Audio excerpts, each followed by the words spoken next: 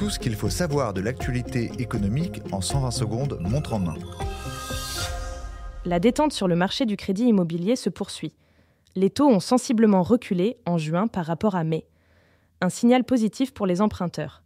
Les candidats à l'accession peuvent aujourd'hui décrocher un prêt sur 20 ans au taux de 3,61% en moyenne. Cette tendance à la baisse devrait se confirmer le 6 juin si la BCE diminue ses taux directeurs.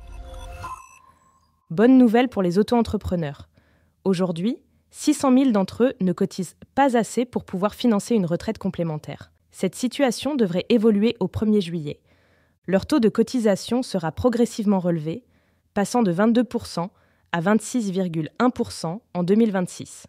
En moyenne, en cotisant 500 € supplémentaires par an, ces auto-entrepreneurs toucheront 75 € de plus par mois à la retraite.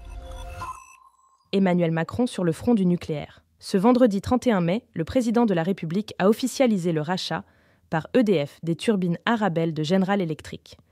Une opération stratégique après 2 ans de discussion. La France maîtrise désormais la totalité du cycle nucléaire, assure Emmanuel Macron.